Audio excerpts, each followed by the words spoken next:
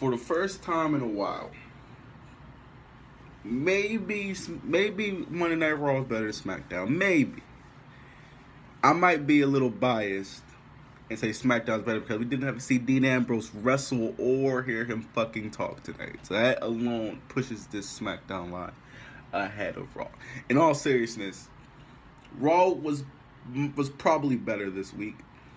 SmackDown Live was live from Pittsburgh, Pennsylvania, the PPG Paints Arena. There was no David Otunga, thank God. There's no Mauro Ranallo this week due to the winter storm up there in the north. I hope that all the people from the north that hear this will stay warm, and hopefully by now you're probably shoveled out, probably free from the depths of the frozen hell that is a snowstorm. I used to live up there, so glad I live down south, because what the fuck is snow down here? There's no snow in Atlanta. I love it. The show started with Daniel Bryan backstage talking on the phone before AJ Styles interrupted and demanded he speak to Shane McMahon right now. Daniel said that Shane will arrive later, which makes no sense because why would the commissioner to the show not be on time to the show? The show's only 2 hours. Why would Shane show up an hour late for what? Anyway, Bryan said that Shane will arrive later tonight. AJ insisted on going to the ring anyway, despite Daniel's warnings about not doing anything to jeopardize his career. AJ made his way to the ring to a nice pop from the crowd. Complained about having to jump through hoops and not having title shots, whereas John Cena simply received his match. He called winning the Battle Royal. Clearly, in his opinion. He had a match against Luke Harper on his shot when he had to face Randy Orton, who should have gone to jail for burning down a Wyatt compound. AJ said that now he doesn't even have a match at WrestleMania, and he wants to have a conversation with Shane McMahon regarding his career, if he even has one. A very good promo from AJ Styles, went straight through. Very good promo. One of AJ's best promos in WWE, I will say.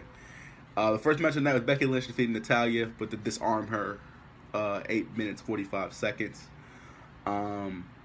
Revenge sort of after the Natty turned on Becky during a tag match last week. After the match, Carmella came in with the super kick party, word to the Young Bucks, and super kicked Carmella and Natalya with that human growth next to her, fucking James Ellsworth. There's footage of John Cena's appearance at Kids' Choice Awards. It was nicely put together because right after that, The Miz and Maurice came down for a special edition of Miz TV. The duo insulted Cena and Nikki Bella and accused them of being fake. Maurice started shooting. If you've ever watched Total Divas, if you watch the past season of Total Divas, you will know that Maurice spoke about the problems that her and Nikki Bella had, how she thought she backstabbed her and her sister, stabbed her in the back, and she they're supposed to all stay out together for a better deal from WWE. Then Bella just turned their back on her and took the deal from WWE to be back on Total Divas for the first season, all type of stuff. Maurice promised to expose Nikki for what she is, a lying, backstabbing bitch. SmackDown loves the word bitch, and maybe they could sprinkle in some more little words like that. Maybe we could hear some bastards, or we can't say anything more than that. We can't really say more than that. Great promo by Maurice. Wow, Maurice and Miz, they can cut some fucking promos, man. I forgot how good of a promo Maurice was, because that was really good. Cena and Nikki Bella came down. They ran down to the ring, and Nikki grabbed the mic and tried to compete with Maurice on the mic. She tried to hold her own. She didn't really, because Maurice's promo was really, really good. Even Dolph Ziggler tweeted, "Not only is Miz the second best wrestler in the family, he's also the second best talker." That's how good Maurice's promo was. It was really good. Nikki said she was never best friends with Maurice because she was the one who stabbed the bells in the back. Miz tried to end the segment, then Daniel Bryan interrupted, said the segment isn't over, and he says that he wants to punch Miz in the face and copy his moveset and spouting his usual bullshit, and it really wants him to punch him in the face. And Bryan said that he couldn't punch Miz in the face, but he knew someone that could, and made it a mixed tag team match between Miz and Maurice and Cena and Nikki Bella for WrestleMania. The match we all knew, not official. They're making something out of this to make me actually like care about it.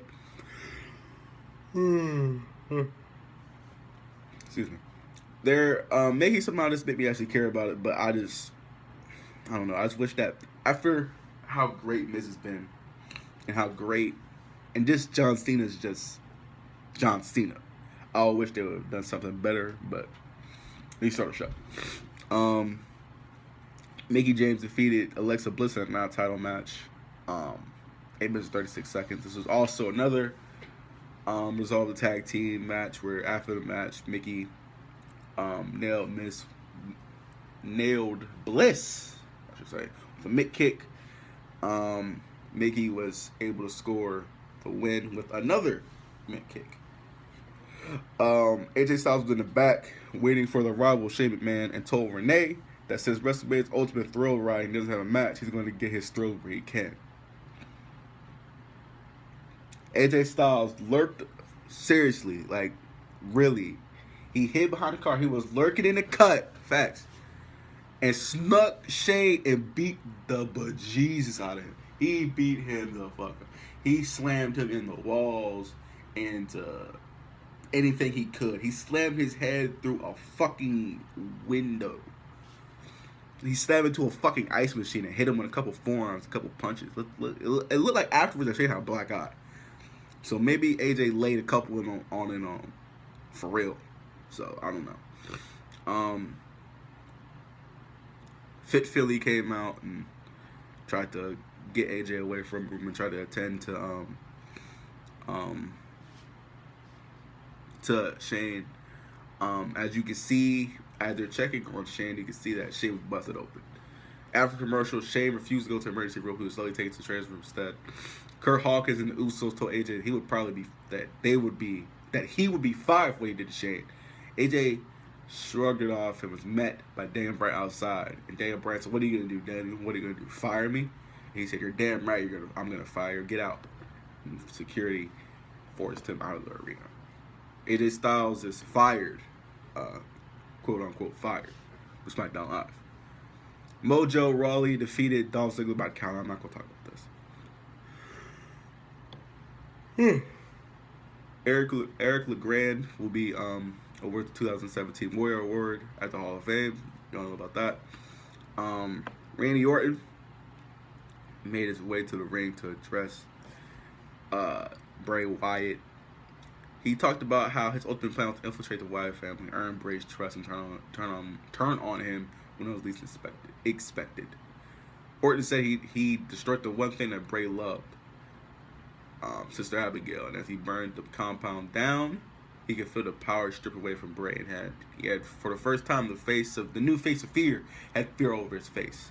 Orton added that Bray is not all alone. He has nothing to do but take everything else away from Bray.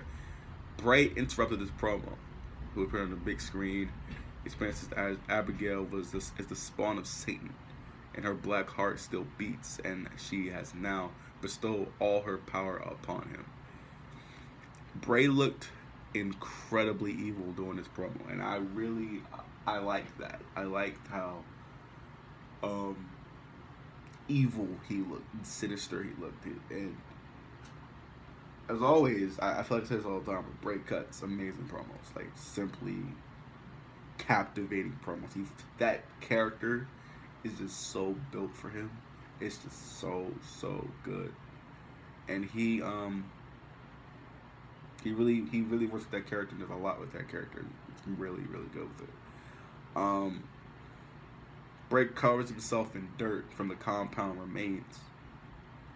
Said that he is now baptized and born again in her ashes. He yells, "Follow the buzzards," and yells to the heavens, and then disappears. that creepy shit fits his character perfectly. That's all I'm saying. It was a great promo. I'm very much so looking forward to this match. I hope it's better than the match they had at No Mercy, but I think this match will be good. I think they'll up their game a little bit for WrestleMania. I feel like it'll be very good. Let's see. Baron Corbin said that there are no lines to cross, and he will put Dean Ambrose down at WrestleMania for Intercontinental Championship if he needs to do so. Baron Corbin shows on Talking Smack that he can talk. He isn't a fucking big goon that can't speak. And I don't like. I said the same thing with Roman Reigns. People talk about Roman Reigns' promo ability. I feel like if you just let these guys actually like fake for themselves and cut promo with their natural like voices, they would be better off. But WWE likes to make people say exactly what they want them to say. They force feed lines to them. You can tell by how robotic and unnatural Baron Corbin's promos are that it's not him saying it. You know? I just hope that they sort of gain a little more trust in Baron Corbin and allow him to think for himself and let him cut his own promos. Usos defeated American Alpha in a non-title match. I don't like how they're treating American Alpha. American Alpha, when they won the titles, they were treated as like a side attraction to the whole Wyatt thing with Luke and Randy and Bray. Then after that, now during the whole match, they're just showing they're updating people on what Shane McMahon's doing. Shane McMahon's they got one picture. They have like two like separate things on the screen. One showing the match, the other showing Shane McMahon walking through the back. And it's like, these are your fucking tag champions, you know? But they don't treat them like that. They treat them. They really put the tag team division on the back burner in recent months at WWE, and I don't like it because as much work at the tag team division is done, as many good, we have some good tag teams with WWE. They're not like a super deep division on both shows, but there's some good tag teams. There's some good tag teams on there.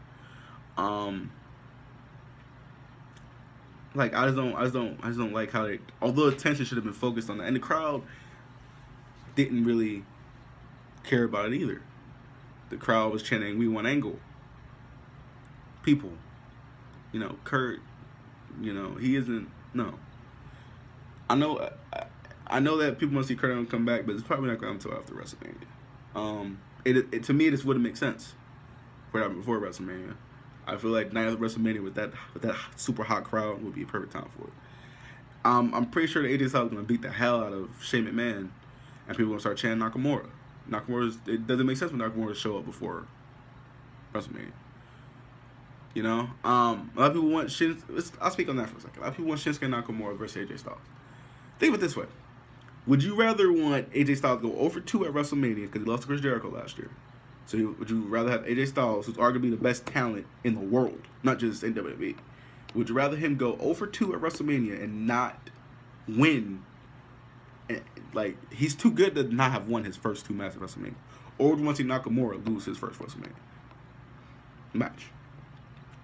I would rather, AJ beat up Shane at WrestleMania and then, Nakamura does his thing next year. I know people want to see these people, but it has to make sense. There's no logical situation that would have made sense for Kurt Angle to come out last night, unless it was during the brawl between Shane and AJ. Maybe he thinks it's gonna be Shane coming out, and it's really Kurt Angle coming out the car or something. That would have made sense, but there was no other logical situation for that. So I know people want to see these people. I know people want to see Kurt. I'm excited to see Kurt Angle back too, but gotta make sense. So I didn't like how the crowd in WWE as like a whole just didn't really care about the fact that we had the tag champs in the ring and their feud with the Usos. The Usos have put on great work since they turned heel. American Alpha is one of the best tag teams in ring. I know that their character is kind of bland, but their in-ring work is second to none. Well, you know, maybe not second to none, but they're up there, top 5, probably in my opinion, in the world in terms of a tag team, in terms of their in-ring ability.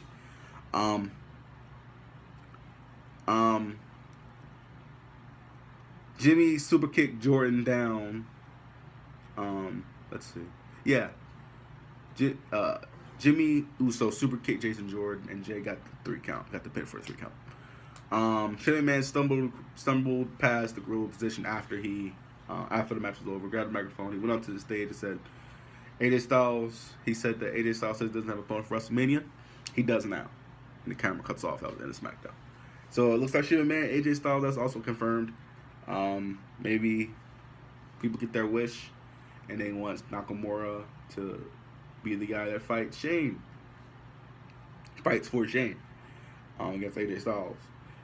If I know a lot of people worry about these NXT talents, but I'm telling you right now, if Nakamura in the span of 2 days has an NXT title match and a match for AJ Styles at WrestleMania, he is set to be a superstar, a mega star in WWE. So we'll see, but I don't think that's gonna happen. I feel like Shinsuke's probably gonna debut the night after WrestleMania on Monday Night Raw or SmackDown. I don't know. Probably the night after WrestleMania on Monday Night Raw, because Raw needs guys like Nakamura. I feel like it'd be more appreciated on SmackDown, but you know, they need guys that are on Raw to fill out those 3 hours. They need more guys than Nakamura. I said though, SmackDown was a decent show. I still think maybe Monday Night Raw was better. It was close though. It was close. Thank you guys so much for watching. Listening, because there's no video, but thank you so much for listening. Like, comment, subscribe on the video, and catch you guys next time. Make sure to follow us on Twitter at InternetSnarks1 for all news, rumors, and updates for everything WWE, as well as live tweets for all WWE programming.